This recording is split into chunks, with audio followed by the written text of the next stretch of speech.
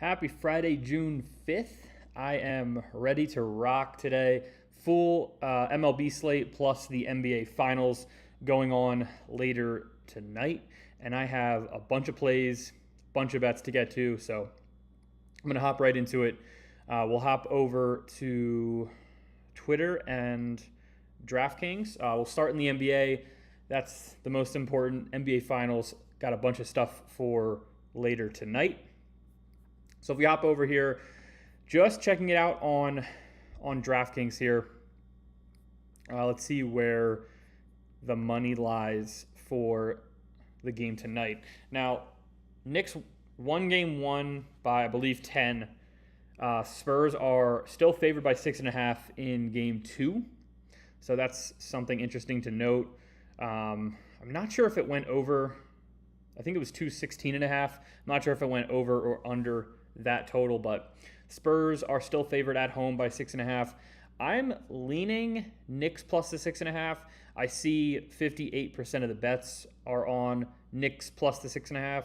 I think that's probably the best bet, just considering they have won, I believe, 12 straight games now in the playoffs and won game one. So if I had to lean, I'd lean Knicks plus 6.5. And then looks like a ton of people are on the over at 217.5. But people are still a little confident with the Spurs, at least to win straight up tonight. I wouldn't be so confident, but Spurs money line, 51% of the bets are on that for tonight. Now let's get to some of the plays I have for tonight. Threw out a little flyer for the game later tonight. Just looking at a bunch of props for the game, and I really liked a bunch of these. So I have Karl Anthony Towns over 11.5 rebounds, Castle over 4.5 rebounds, Brunson over 26.5 points, and then Wemby over the 29.5 points. It's pretty steep for Wemby, but he's done it multiple times in the playoffs so far. So that's kind of where my thought process was for the Wemby play. And if we go into this, I do have a little bit of data for each player in the parlay. So for Cat, over 11.5 rebounds. He's done it 4 of the last 5 playoff games. He's been at 12 or more. He topped out at 14, but he did do it in game 1 in the playoffs. So I feel confident with Cat over 11.5. Castle is kind of an interesting one because I could see him getting like 2 rebounds a game, but he has hit over 4 straight games now. He peaked in game 1 of this series with 8 rebounds. So I threw that in there. I like that play. And then the 2 main scorers here for each team, Brunson and Wembanyama. Brunson, he did drop 30 in game 1. Obviously, Knicks won. I bumped it up a little bit to 26.5 points. I think he can definitely score 30 again, but I think the Spurs will keep this game closer. Might not let Brunson score a ton. So 26.5 points for Brunson. If all things fall right, he should clear that easily tonight. And then for Wemby, over 29.5. It's definitely the longest shot in this flyer, I think. But he did score 26 points in game 1, despite going 2 for 9 from their 3-point range. He also dropped 33 and 41 in the Thunder series. So I think he can clear this. Just needs a big game too.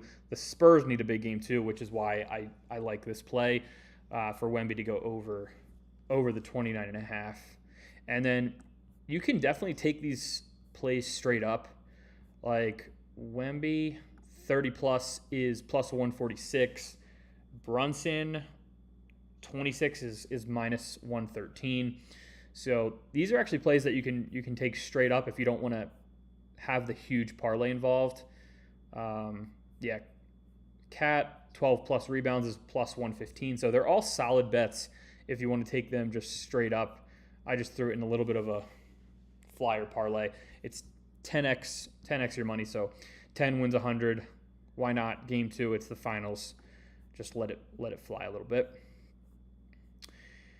And then I do still have hit rates for tonight. A bunch of props that have hit consistently in the finals and previously. Guys like Wemby, Castle, Fox, Karl Anthony Towns. So definitely use that as well if you did not see that. And then I do have a first quarter parlay. The kind of interesting play, but I really liked these props. So it's Champagny and Karl Anthony Towns. So for Champagny, it's over half. So just one or more 3-pointers made in the first quarter, and then Towns over 2.5 points in the first quarter. Up top here. So Champagny has hit in 4 straight playoff games now. 3 of those games, he's had 2 or more 3-pointers in the first quarter. Should play pretty much a full minutes in the first quarter too. So he'll start for the Spurs. Should be pretty effective from 3. And all we need is 1. And then for Cat, 3 points. He's done it in 4 straight games as well. He's been scoring early. I could even see him, potentially hitting a 3. But even if that doesn't happen, he's had over this. I believe he's had over 4 points in 4 straight games. So I like those 2 plays. It's pretty much a double your money play. 20 wins 42. So I like that for first quarter. Could be a really quick win or a really quick loss, depending on how things go. But like that for the first quarter tonight. And then I do have, if we go by some of the MLB stuff here, I'm leaning Knicks plus the 6.5. I know the Spurs are still favored, but they just won Game 1 by 10. Brunson even was dealing with some issues in Game 1, and they still won by 10. So I think people just forget they've won 12 straight. They've been scoring a ton of points, playing really good defense. If they can shut Wemby down tonight, they should easily clear this. Even if they lose the game, they should keep it close and keep it within 6 points. So Knicks plus 6.5. That's my play for game tonight. At least the straight play for the game tonight. And then let's go to some MLB. I do have a bunch of player props in the MLB tonight and a couple parlays put together. Let's go back and make sure. Yeah. All right. Game 2 winner, Knicks plus 6.5. Parlays, hit rates. And then, we got our home run bet, parlay, and player props. So let's dive into those now. Start with, I do have hit rates for Ks for tonight. This has been super helpful in my parlays. So if you want to use that, that's over on Twitter. Pull that up for your liking. And then I got a bunch of player props. So I'll start with Jazz up top here. Over half hits, runs, RBIs. All he needs is 1. He's hitting 3 straight games now, and he's been pretty good in the month of May. 281 average, 3 home runs.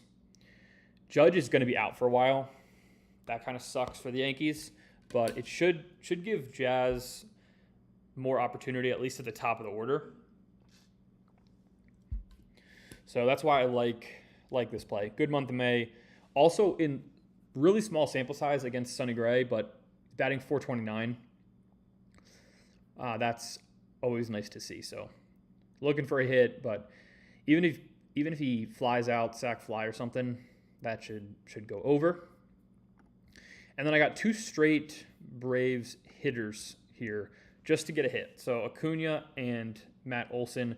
For Acuna, he's pretty much owned Mitch Keller. 19 at-bats in his career, .421 average, 3 homers.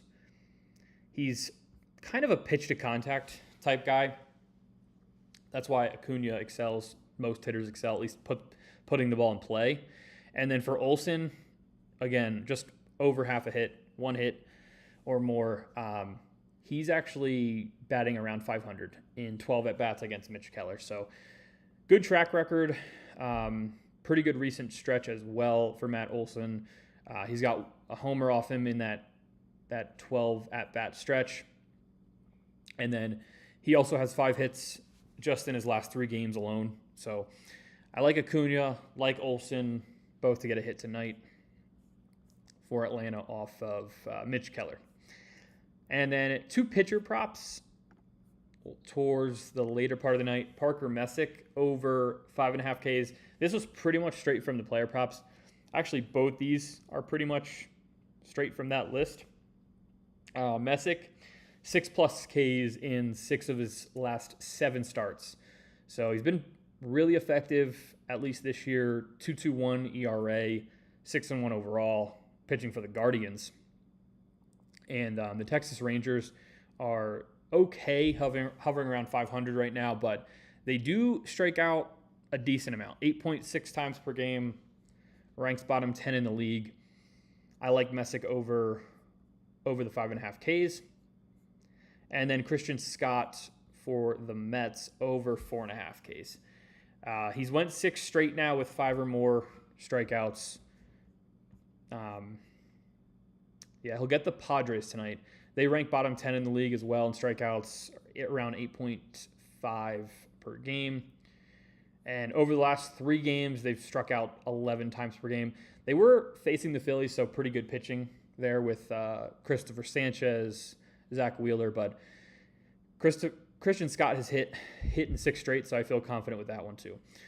For the parlay, I did combine Jazz, Acuna, and Olson. And I believe it was 2.75x, so 20 wins, 55. I just thought it was a decent play. Can watch the Braves game before the NBA game tonight and just look for a Olson Acuna hit. That's kind of fun to do. But that's the parlay I like for tonight in the MLB. And then home run bet. I am taking Acuna tonight. He's hit really well against Mitch Keller. Faced 19 times, 3 homers against him, and then Acuna also has 5 home runs in his last 7 games. So that makes me really confident with him tonight, especially off a pitcher who he has hit really well already in the past. And pretty good juice, 472. We've been pretty hot. 1-2 of our last 3 home run bets, 10 for 30 overall, and I think we're still up. We're still plus money since day 1 of starting. So that's always nice to hear. Let's see, any other MLB bets? I don't think I have any more MLB plays for today. Home run bet, player props, parlay. Yeah, that's pretty much it. I do want to quickly touch on this, which is crazy. Bunch of golf bets for this weekend. The Memorial's going on. Haven't really watched that much of it. I do know Patrick Cantley is playing really well. I believe he's, let's see. Yeah, Cantley's up here to top 10. Cantley's minus 138, so that's nice. He is currently tied for 8th. Patrick Cantley, we have him top 20 at minus 122. That's pretty much everything that's going good. I guess there's an outside shot that Scotty somehow pulls it together and makes a run. He is currently tied for 21st at even par. Actually at +1. So top 5 would be 4 under. That's doable to catch that, but probably an outside shot. And then the leaderboard is pretty tight, but guys like Matt Fitzpatrick are tied for 29th. So we definitely have some work to do with that. Griffin's pretty much out of it. Scheffler could make a run. And then Cantley's looking great right now. Fitzpatrick, outside shot, but still top 20. He's only 9 back of that. So I could see that turning around for him. Overall, pretty good. Strokes here, I don't know really where we sit. So 276.5. I don't know if it's going to get harder or easier as we go on, but we pretty much need the top of the leaderboard to stop scoring. JT Poston here at the top is 9 under. He shot 7 under today, so that's going to be a problem. We definitely need that to stop because we need 11 under or less to cash this. But that's how those are looking so far. And then the last thing I wanted to touch on the betting side of things was UFC. I am going to put out some UFC picks tomorrow, but I'm not going to be live. So just make sure you watch out for those tomorrow. Not a huge card, but I want to kind of get warmed up before next weekend, UFC 250. I want to get used to betting UFC. I haven't bet it in a little while, so I'm going to bet tomorrow probably the top 4 matchups on the main card, top 4 fights on the main card. I know I'm going with Bonifim here, Gabriel Bonifim over Bilal Muhammad. Bonifim's 19-1, so I like his odds even against a guy like Bilal who's pretty experienced. And then I got a couple other ones down here. I know that's the main event, but a couple other places to look out for within these matchups right here. So be on the lookout for that. I will have that posted tomorrow at some point, probably tomorrow morning at some point. And that's pretty much all. Pretty much all for tonight. Hopefully the NBA playoffs, NBA finals are great tonight. Looking for another good game. But besides that, hope you all have a great weekend, and I will see you next week.